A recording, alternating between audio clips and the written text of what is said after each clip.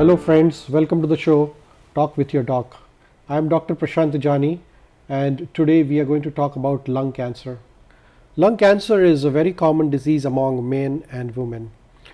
In 2016, 226,000 lung cancer patients were detected in America and about 27,000 patients of lung cancer detected in Canada. 125,000 patients died due to lung cancer in America in 2016. Every year we see increasing incidence of lung cancer, and the chances of a man developing a lung cancer in his lifetime is 1 in 14 men will develop, while that for the woman is 1 in 17 women will develop lung cancer. Lung cancer is seen in both smokers and non-smokers. And as a pathologist, when I practice, I see lots of biopsies positive for lung cancer. And today we are going to talk about the disease of lung cancer, which will include what are the risk factors, how we can prevent the lung cancer, how can we detect it at earlier stage, and what are the treatment options and prognosis. To discuss that with me is Dr. Kenneth Gehman here. He is a general thoracic surgeon at Thunder Bay Regional Health Science Center, Thunder Bay, Ontario. Welcome, Dr. Gehman, for the show. Thank you. Really appreciate your time. It's a pleasure being here.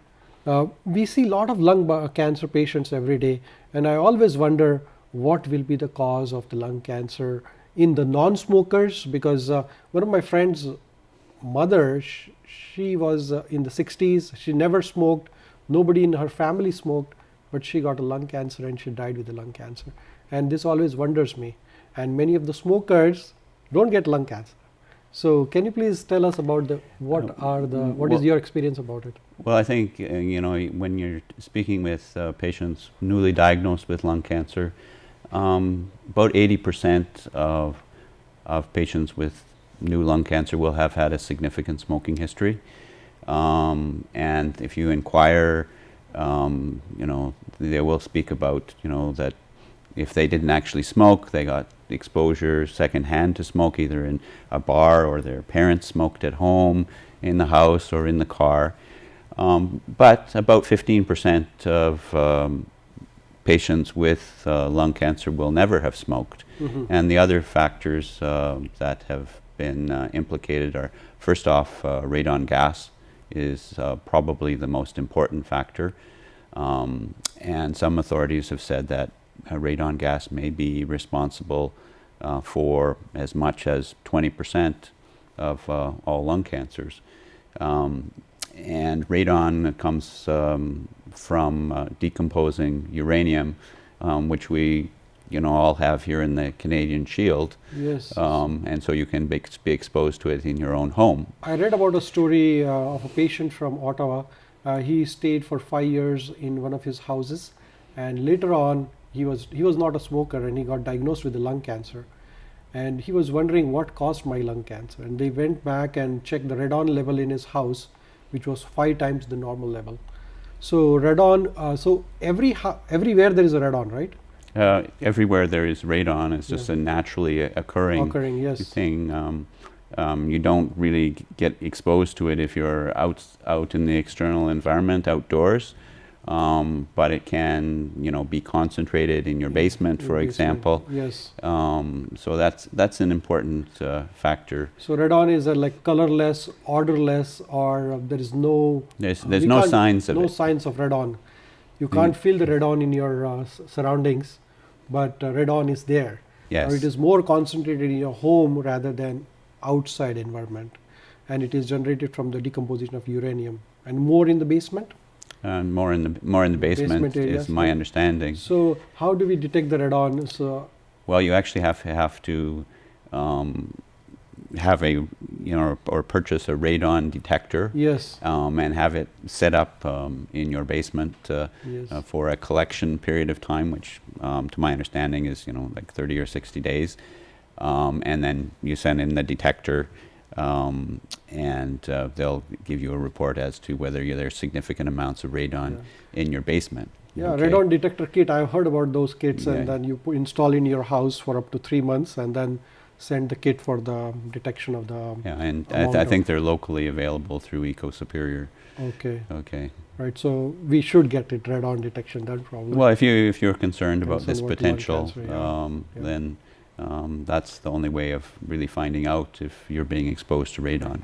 So the smoking is number one cause, followed by radon. Is there any other risk factors you can think of? So asbestos exposure is certainly a very important factor for causing lung cancer, and locally, we've seen asbestos exposure related to people who worked in the shipbuilding industry, people who worked in construction, and many of our older buildings, when they have been demolished, we don't really know what the content often Yes. of the asbestos was, and it takes 25 or 30 years of previous exposure Right. before developing a lung cancer.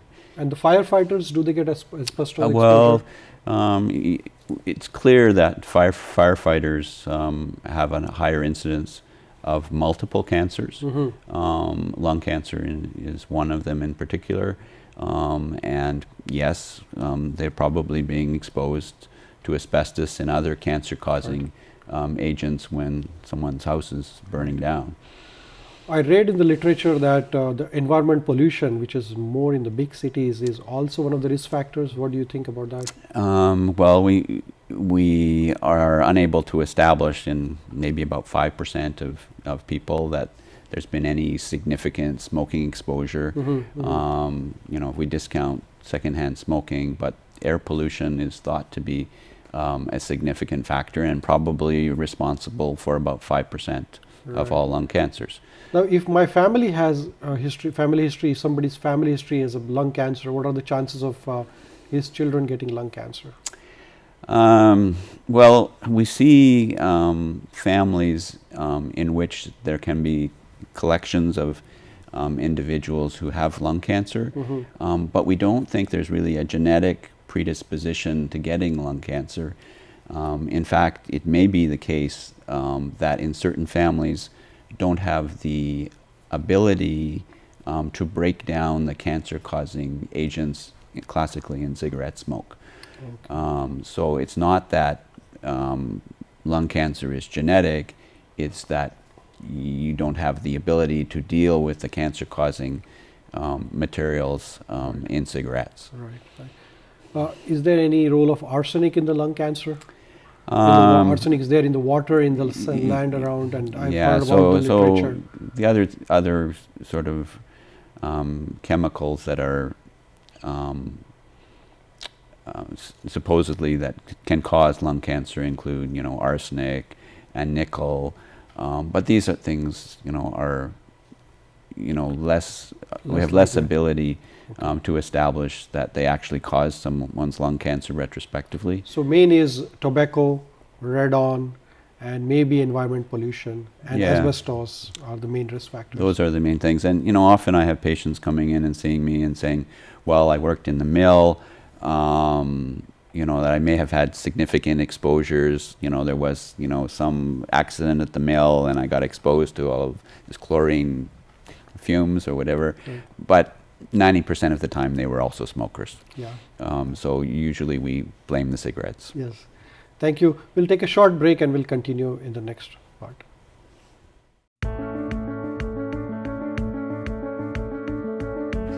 Welcome back to the show Talk with Your Doc. With me is Dr. Kenneth Gehman, a general thoracic surgeon at Thunder Bay Regional Health Science Center. Dr. Gehman, we were talking about various risk factors for the lung cancer, and we talked about smoking, we talked about radon, we talked about asbestos, and possibly environmental pollution can cause risk factors. So how can we prevent the lung cancer? Oh, well, the most important thing is the smoking issue. Yes. That's the most preventable thing. If people, avoid cigarettes, avoid secondhand exposure to cigarettes, then it greatly decreases someone's risk in their lifetime of getting a lung cancer. The radon gas issue, you certainly could get your own household checked for that. But other than that, there aren't, we cannot avoid the air pollution issues.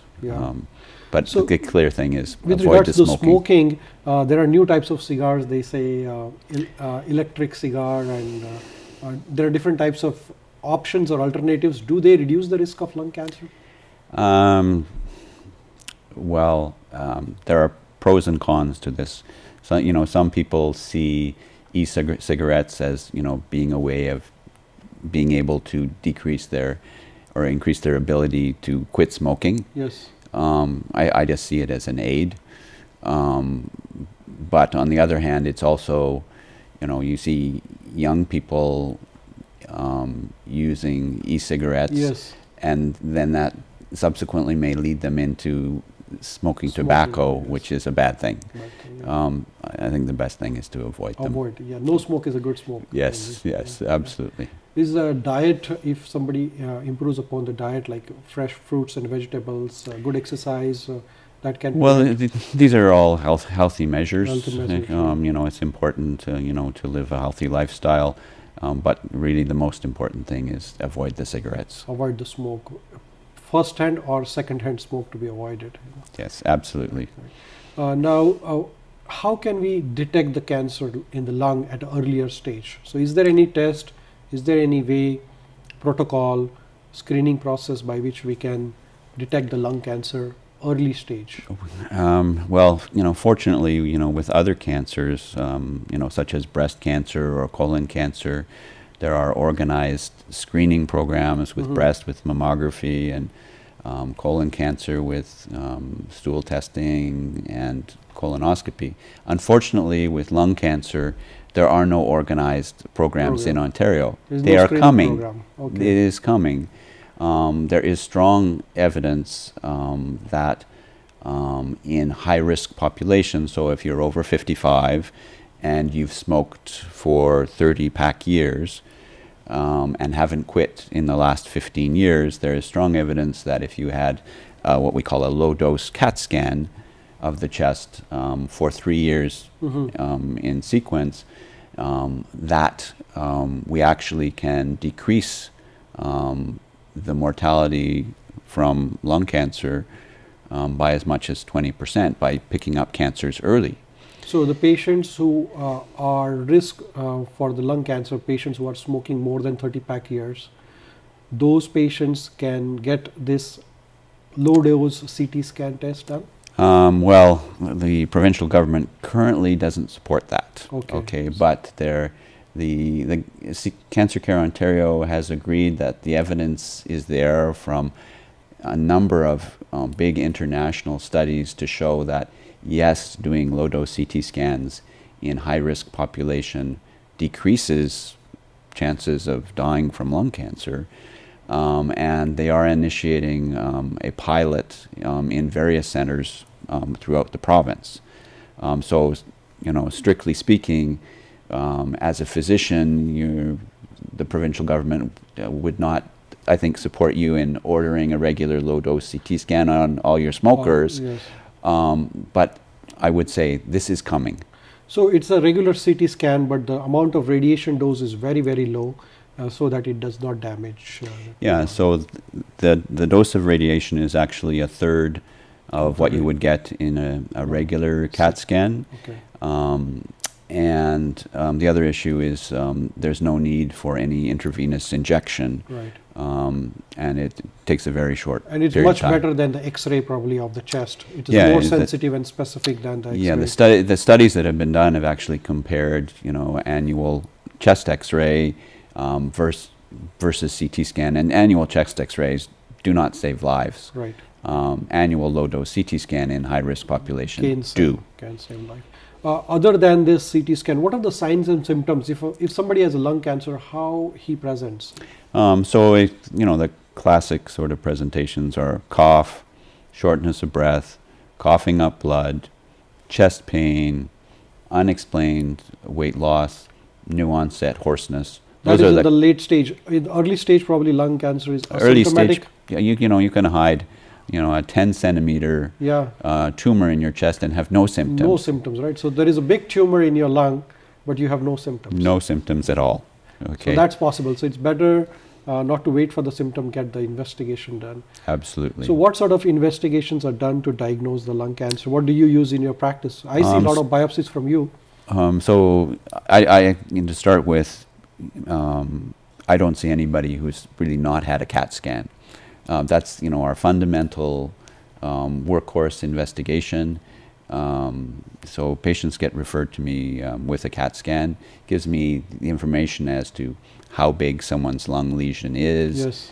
whether there are any other lung lesions, whether there's any enlargement of the lymph nodes in the central part of the chest, and also gives us some information about the liver and see if there's any spread or any fluid around the lung. So that's our workhorse investigation. Yes. And you do mediastinoscopic biopsies and lung biopsies. So lung biopsies, what are the risk factors involved? So, if we have a new lung nodule which is suspicious, the procedure of choice is usually what we call a core biopsy or a needle biopsy. That's done by our radiologists at the hospital as an outpatient procedure. And in terms of accuracy, it will make the diagnosis of a lung cancer when you have that about 70 to 80% of the time. 20 to 30% of the time we get a negative result. Negative result does not rule out lung cancer. Yes. May simply mean that we did not get you, the pathologist, a good sample. Good sample, right. So that's our workhorse investigation. It has some small risks, maybe coughing up a little bit of blood, which is self-limited. Chance of getting a collapsed lung requiring placement of a chest tube, that happens about 7% of the time. So low dose CT scan is a screening process, followed by, if the patient has signs and symptoms, you'll do CT scan, required bronchoscopy and biopsy. And once the biopsy comes, then you further treat it, right?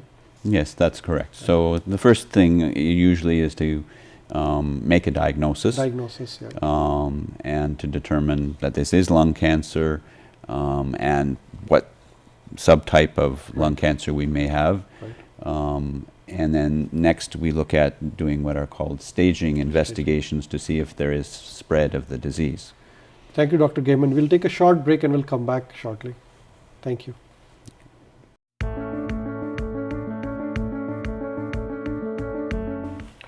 Welcome to the show, Talk with Your Doc, and with me is Dr. Kenneth Gehman. We are talking today about lung cancer. Dr. Gehman, we just talked about various risk factors, various investigations to diagnose the lung cancer at the earlier stage, and you mentioned that once you have a CT scan and you to confirm that there is a lesion, you do a biopsy, and biopsy comes back to us, and we diagnose the biopsy either as a cancer or not, and if it is a cancer, it is a small cell carcinoma or non-small cell carcinoma, and 80 to 90% are the non-small cell carcinomas of the lung, which are most commonly adenocarcinomas or squamous cell carcinoma. So once the patient gets diagnosed with, say, non-small cell carcinomas, what sort of investigations you order further? Well, the two investigations that we usually get next are what we call a PET CT scan. And the other is, obviously we want some breathing tests to know how good or bad someone's breathing is because of all the damage from cigarettes over the years. PET scan is the most sensitive test to tell us about. What does the PET scan do? So a PET scan, it involves the injection of a specially labeled form of sugar, when we know that cancer cells metabolize sugar and take up this marker and therefore light up on a PET scan. So it's the most sensitive test to tell us about spread elsewhere in the body and also about spread to the lymph nodes in the central part of the chest. So with the PET scan you can decide the staging of the disease probably. What stage is the cancer? PET scan will, often it can tell us, that, for example, that there's been spread to the liver or spread to the lymph nodes in the central part of the chest, tell us that the cancer is locally advanced and that surgery, for example, will not be reasonable. So depending on the stage, what is the survival of the patient? Like say stage 1, 2, 3, 4 in the lung cancer at this time, day of age? So stage 1, which means basically the disease is limited to the lung, as at best somewhere around 50%. Once you have spread to regional lymph nodes within the lung, That's the survival is about 35%. 35% when you say 5 years, patient will survive. 35% of the patient will survive for 5 years. Probably. That's correct. Right. And then stage 3, which is usually spread to the lymph nodes in the central part of the chest, is between 15 to 25%. And if you have spread elsewhere in the body, it's essentially 1% or really no chance of cure. Right. So lung cancer is a very lethal disease, and many of the patients has. And unfortunately, because of the fact that we don't have screening, many patients present late.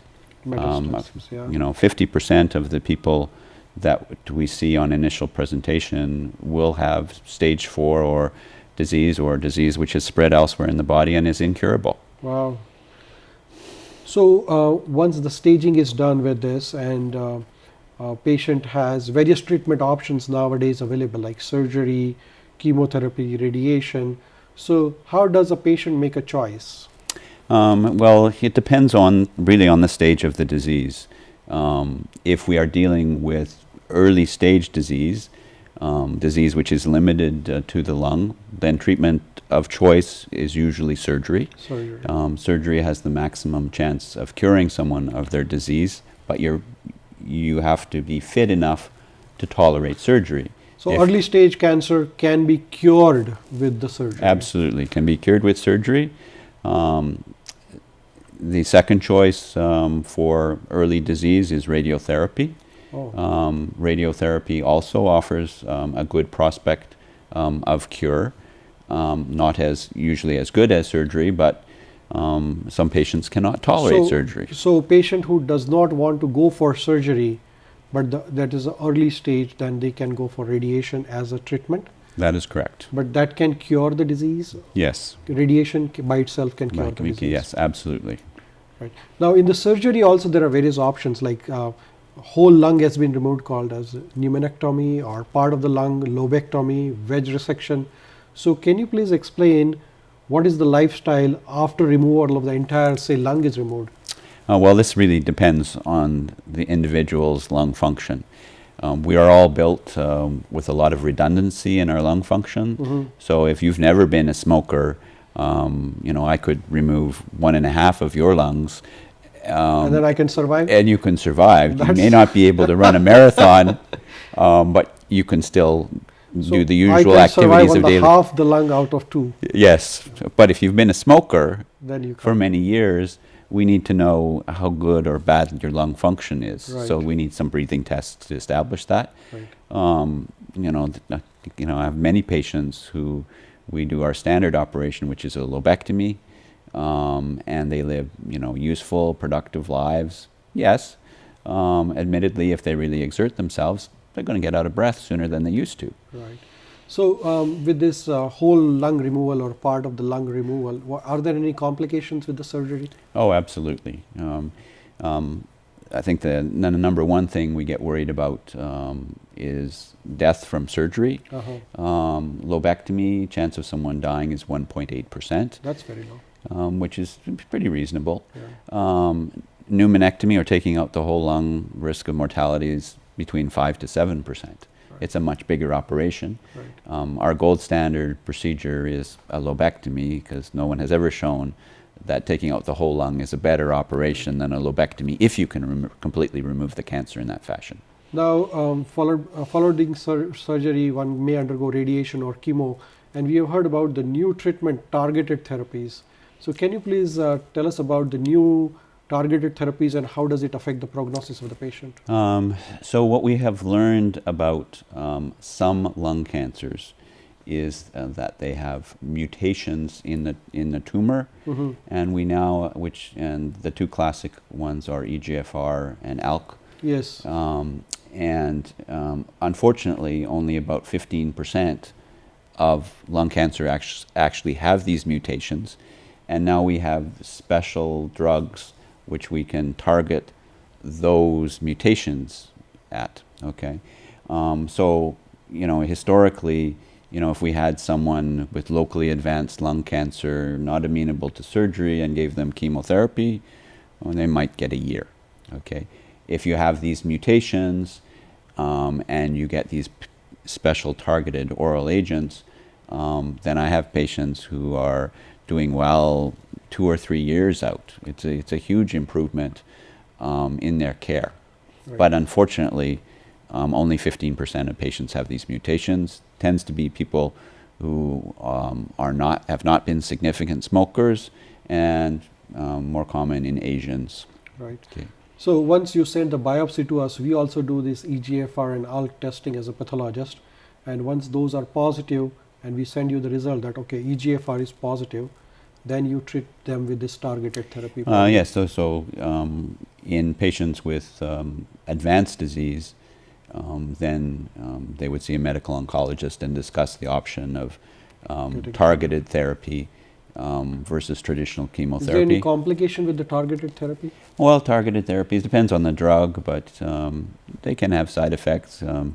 Tarceva is the classic drug, and it can cause issues with skin rashes is the classic side effect, but very well tolerated and huge benefit to the patient. Right.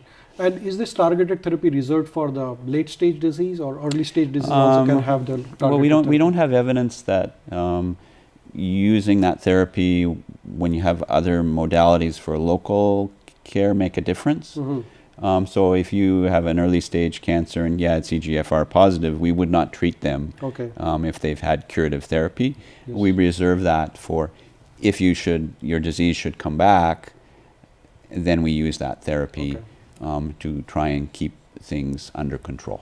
That's good. So patient have a variety of choice depending upon the stage of the disease and how much is the disease spread all over the body, and depending upon that, with the help of a surgeon, the oncologist, radiation oncologist, they can decide the various course of treatment. Absolutely. Yeah.